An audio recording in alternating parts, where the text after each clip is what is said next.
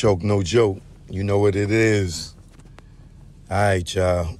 I'm going to continue on with this my story from my mouth. R. Kelly, for my whole R. Kelly appeal thing. Like, once again, these are R. Kelly's words. All right? And I can read better today. I got my glasses for all you smart asses. All right, here we go, man. The strange things that were happening leading up to me getting arrested. These are some of the things that was happening to me leading up to my arrest. First of all, Zell and Joy parents had teamed up and started spreading massive rumors and lies about me, simply because they were trying to get money from me because I was seeing their daughters and I had been seeing them for almost 2 years. And once their parents realized there would be no financial gain coming in from me, seeing and being that their daughters decided that they wanted their daughters to come back home. Seeing and being with their daughters, they decided that they wanted their daughters to come back home. They started threatening their daughters and threatening me, which made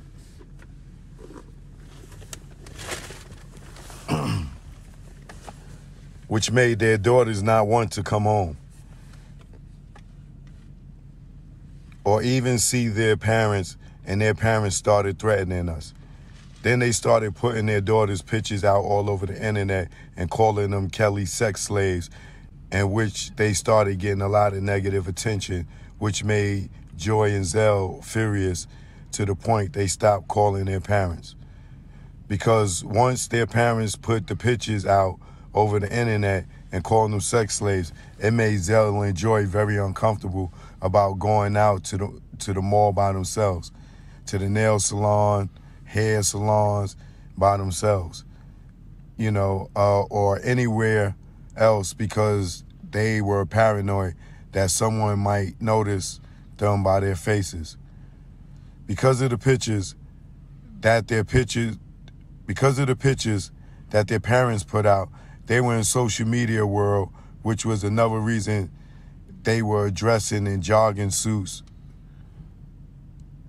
They were dressing in jogging suits, and sometimes they would go out. The parents were really upset after I had turned down their business offers that they came to me with, or when I turned down giving a $20,000 loan to Zell's parents to get their restaurant business going, and also invest in some kind of dildo company where they wanted to mold my penis and turn it into a Bluetooth speaker. And they also wanted me to hire Zell's dad to be my light man and hire her mom to be my driver. And Joy's mom and dad... Let me just say something about the Bluetooth dildo. Why couldn't a woman just get a dildo and put her AirPods on and turn on R. Kelly?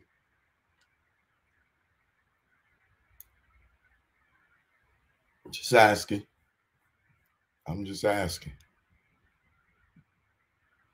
Wanted me to produce Joy's music and make her a singer, but Joy is not a singer. And I told her mom when I met her that I had no idea that Joy could sing, and that I gave her my number because she was only on my stage and she was cute. And most importantly, she's grown. And her mom was fine with that, but she kept on pushing the fact that Joy is a singer, and that's why she's with me, but Joy said that's different.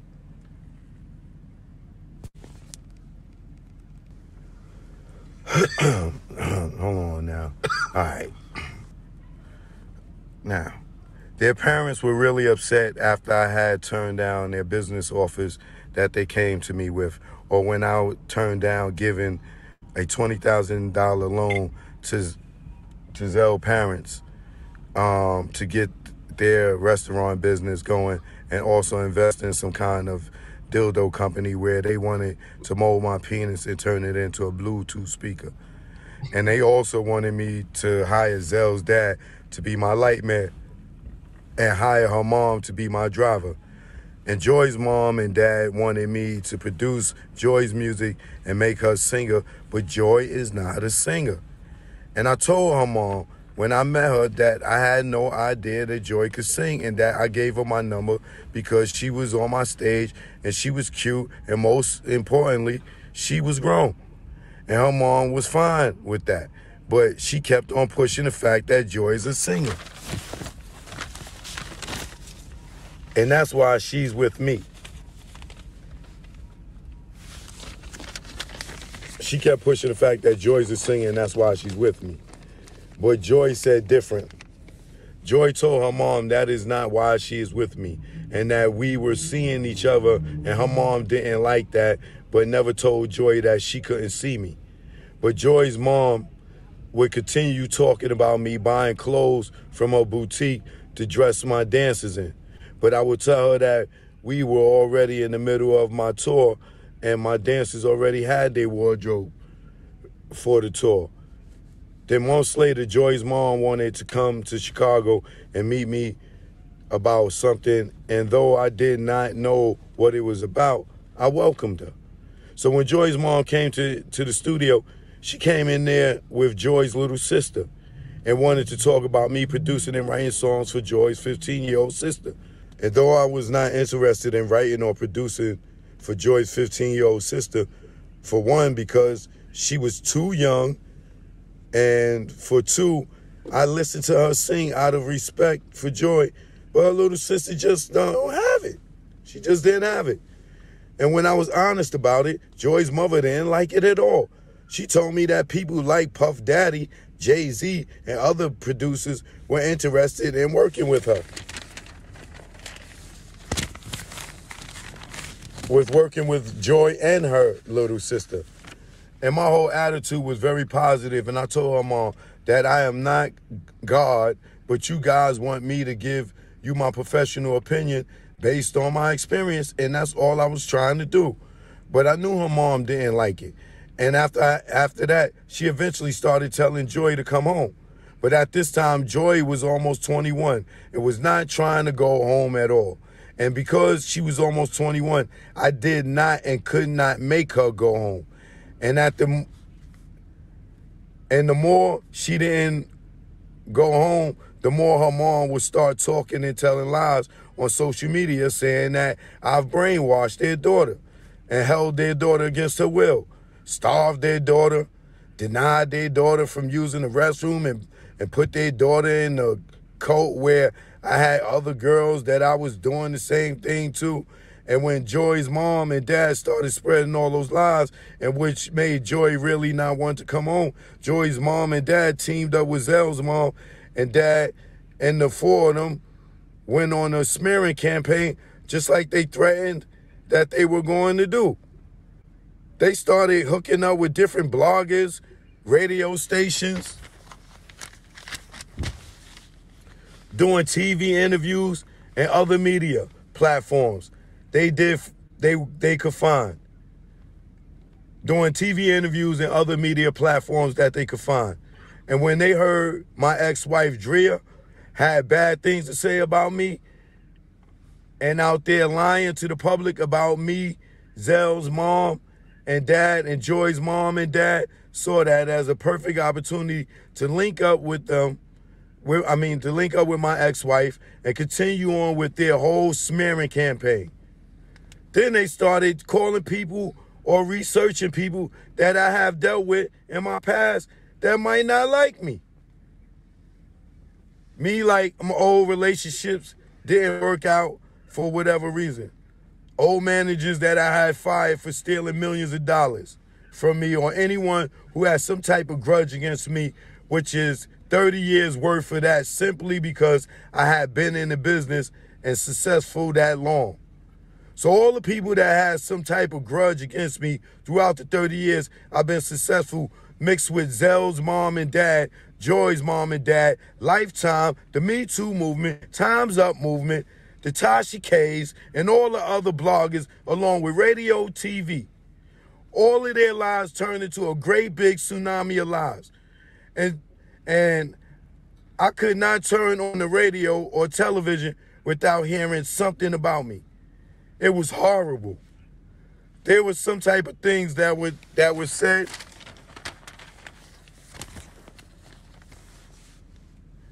GCI radio station in Chicago said on the radio, when we come back, we're going to tell you why R. Kelly has not been arrested.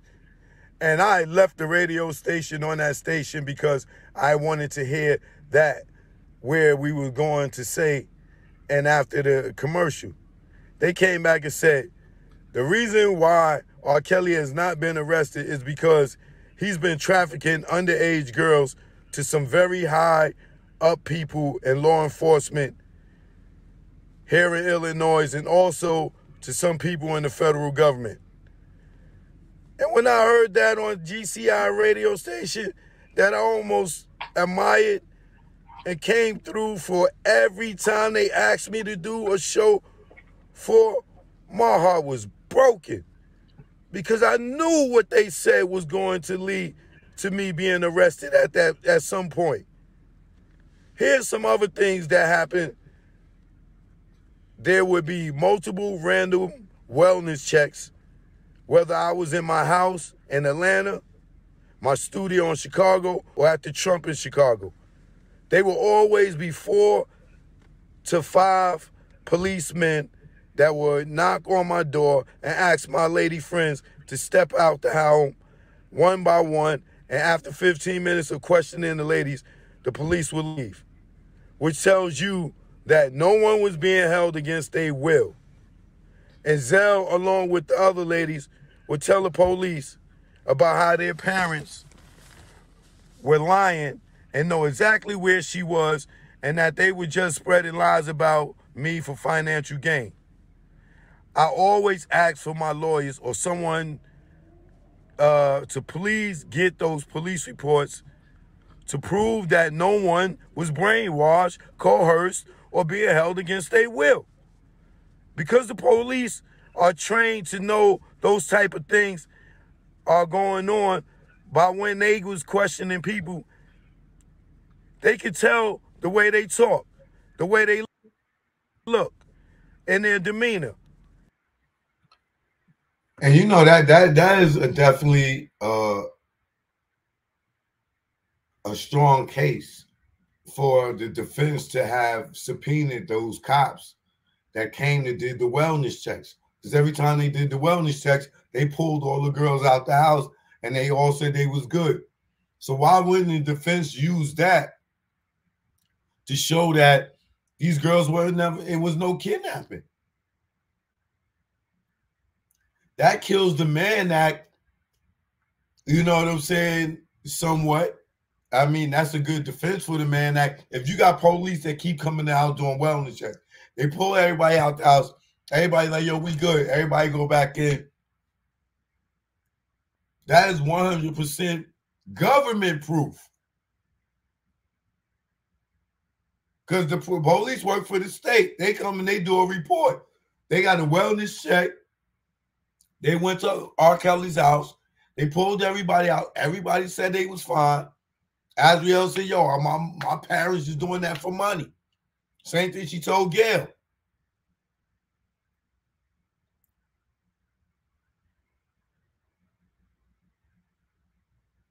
Defense, y'all got to step it up.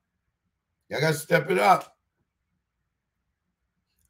On their appeal, subpoena these goddamn cops that came and did the wellness checks.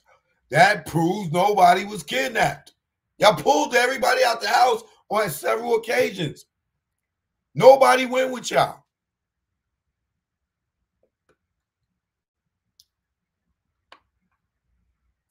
Y'all see why this brother's speaking? So y'all can see what the hell going on?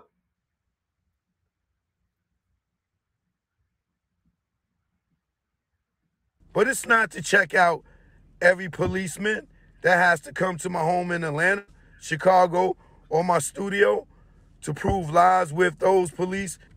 Another thing that happened to me leading up to my arrest is while I was meeting with my lawyers at the Trump in Chicago, a police started banging on my door. And when I answered it, one of the police yelled, they heard it was going to be a suicide and for me to open up the door. At that point, my lawyer at the time, Steve Greenberg, opened the door and told the police he was who he was and that he could not come into my apartment and that no one was committing suicide.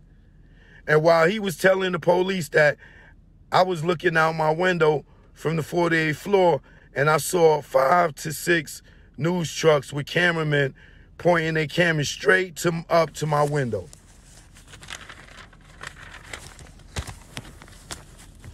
And I could not believe it. And I know they have a recording of this. Oh, damn, hold on. My bad. And I could not turn on the radio or television without hearing something about me they could find. What they said was going to lead to me being arrested at that, the way they look and their demeanor. Somebody just made me think about something. Who was that? Oh, that's Dubowski. What up? Yeah, them wellness checks is fucking harassment. Because once again, them girls wasn't being held against their will. They parents keep calling them, sending the police over there. That shit is harassment. And they didn't get arrested for harassment, extortion. Like, but it's not to check out every policeman that has to come to my home in Atlanta, Chicago, or my studio to prove lies with those police. Another thing that happened to me leading up to my arrest is while I was meeting with my lawyers at the Trump in Chicago, a police started banging on my door. And when I answered it, one of the police yelled, they heard it was going to be a suicide and for me to open up the door. At that point, my lawyer at the time, Steve Greenberg, opened the door and told the police he was who he was and that he could not come into my apartment and that no one was committing suicide. And while he was telling the police that, I was looking out my window from the 48th floor and I saw 5 to 6 news trucks with cameramen pointing their cameras straight up to my window.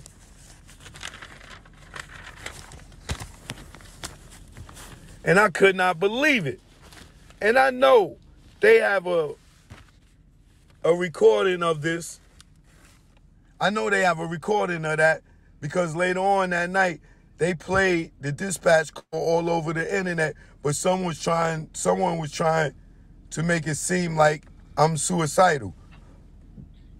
One of the other things that happened before I was arrested was one of the hosts from GCI radio station brought a cameraman to my studio and she was talking into the camera saying she didn't understand why the police are not doing their job and getting these girls out of the basement of this building, and she was pointing at my studio. And as she was saying that, she was going live. She was also saying R. Kelly, was holding a bunch of girls in that building against their will. Unbelievable.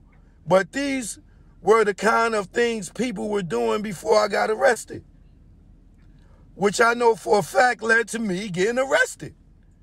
Another thing that happened is I was in my studio working one night, and friends of mine started sending me video footage of the outside of my studio. And the weird part about it is they was going live feeds all over the world. And I didn't understand what was going on. But when they told me to go to a certain app on my phone, I would see it for myself. And when I did that, it was true. I could see the outside of my studio. So I asked my uncle to walk outside of the front of my studio while I watched my phone. And I'm looking at the front of my studio, And on my phone, I see my uncle walk out the front of the door of my studio, which confirmed to me that my studio and the address was all over the internet live worldwide. And I became very concerned about not only my safety, but the people who work for me and also my guests, because everyone knew at that point exactly where I was. And by me being who I am which is a celebrity and all of these lies and rumors out there in the media about me, made me an easy target for those who may believe all of the lies and rumors. So me, my engineer, and my uncle, we ran outside of my studio to try to figure out where the cameras were placed. And when we got outside, after looking around for a little bit, we noticed that there was a Fox 32 news camera across the street from my studio attached to the top of an electricity pole. Wow. Another thing I just could not believe. I don't know if it's illegal or not, but not only was it invading my privacy, but it put me and everyone working for me lives in danger because people started showing up and knocking on the door of my studio every other minute. Do you see what these people caused this man? You see the level of harassment, all because he's dating their daughters and their daughters don't want to come home and they can't get a bag out of him? That they put on this false story to the point now the goddamn news is stalking this nigga, putting cameras on the pole. That shit gotta be illegal. You can't just be watching nobody like that and just giving them the world their address for the whole world to just be pulling up to the crib, knocking on the studio. How is none of these people in jail?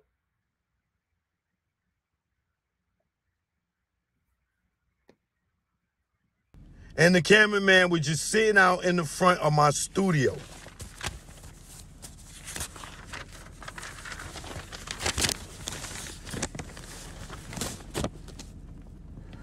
In the cars, and the cameraman was just sitting in front of my studio in the cars, jumping in and out and harassing anyone that would walk out of the studio or come in the studio. As Drea, my ex-wife, was continuing to spread lies and crazy rumors about me, and as Joy's mother and father, along with Zell's mother and father, and everybody that had grudges against me from my past, continued to do some which went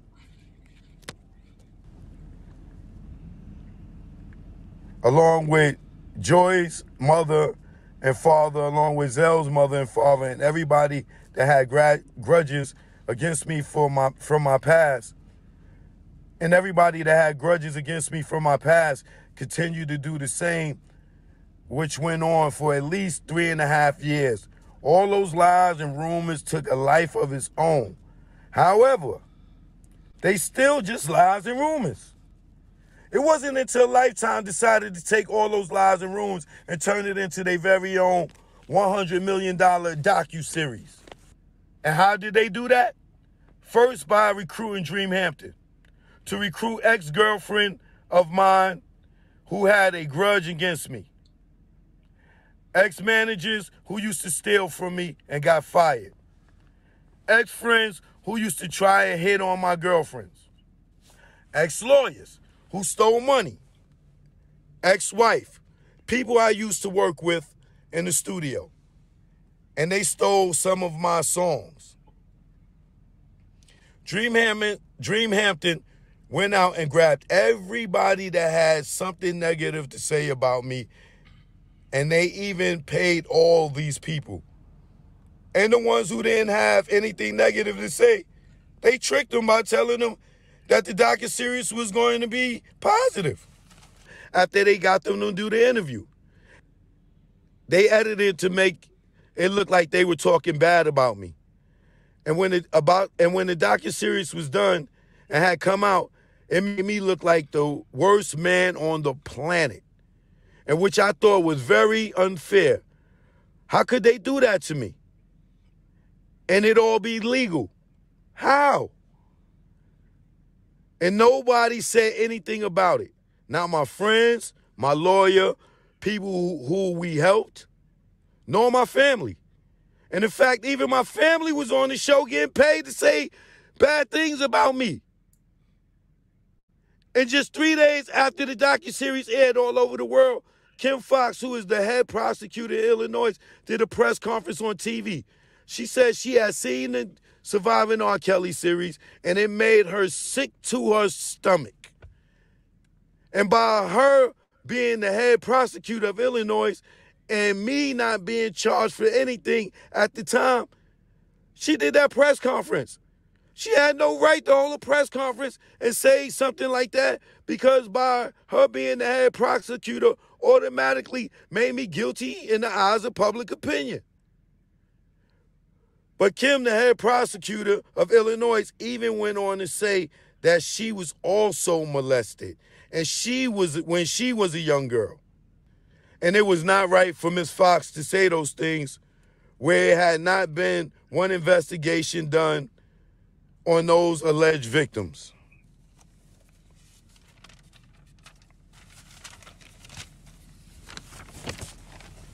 In that Lifetime docuseries, no one was questioned. No arrest has been made. None of those alleged victims ever went to a Chicago police station and filed a police report against me whatsoever. There were no doctor reports from any of those alleged victims. No psych doctor reports, no background checks on any of the alleged victims. Lifetime and Dream Hampton just allowed whoever wanted to come on that docuseries and say whatever the hell they wanted to say about me. And let's not forget the fact that they got paid on top of it. Question: what if Dream Hampton told all these people that they weren't going to get paid? That she wasn't going to pay them? Any questions? What if Dream Hampton and Lifetime told all those people that they were going to get paid, but they have to say good things about me only? In other words, and I know this, but all the people on Lifetime, all of us so-called victims, ex-wives, ex-friends, managers, lawyers, and brothers were paid, and by them being paid to come on that show and say whatever they said automatically makes it a job, because all around the globe, no matter what nationality, when someone pays you to do something, whatever they pay you to do, that's a job. That's your job and those people's jobs. Where to come on the Lifetime and say negative things about R. Kelly, me. And they all did their job. They did their job. Just like Dream Hampton did her job. Just like whoever did the music for the docuseries did his or her job. Just like the director of Surviving R. Kelly did his or her job. Just like the cameraman did their job, and whoever else was involved, but everybody was on the credits when it started rolling, obviously did their job, and they all were paid. And that hurts me to my core, because Kim Foxx is the most powerful black woman in Illinois, which makes her the most biggest influence woman in Illinois. She has the power to pursue the public opinion, whichever way she wants it to go. And by her watching the so-called docuseries where everyone on there and by watching a so-called docuseries where everyone on there gotten paid to come on that docuseries to say bad, mean, cruel, untrue things about me, and then she holds a press conference where she knows the world is watching her and says she sick to her stomach after watching the docuseries The Surviving R. Kelly, that people were paid to do. Then saying at the very same press conference that she was also molested. And goes to say, anyone who ever been with R. Kelly, please call a number on the screen. And she's asking for the public's help. When I had not even been charged for anything, no one had been to a police station and filed a complaint and had not been arrested, clearly shows that Kim Foxx, the head prosecutor of Illinois, massively abused her power on every level, resulting not only in me being indicted, but now convicted and staring down the barrel of spending the rest of my life in prison. And I don't know the exact date on what I'm about to say, but I do know for a fact that after Kim Foxx saw Surviving R. Kelly, that Lifetime put out, she did that press conference that same night. And about 3 days later, there were 3 fire marshals that showed up at my studio on 219th North Justin Street. It was random. They were knocking at my front door of my studio and also the back door. But I did not allow them to come in because they did not show papers of any kind that said they were allowed to enter my studio. So they left after that. 4 days later, they returned with the warrant, and they were 6 or 7 of them, along with 3 other people who didn't look like they had anything to do with the fire department. However, they had a warrant. So I allowed them to come in and look around, but I felt like they were there just to look to see if there were any girls somewhere in the building. And I went over this part with y'all on the first part, so y'all could go back to that. All right? Let me get back to the next part. Choke, no joke. This is what it is. All right? R. Kelly words. My story from my mouth, R. Kelly. It's the R. Kelly appeal. Let's go.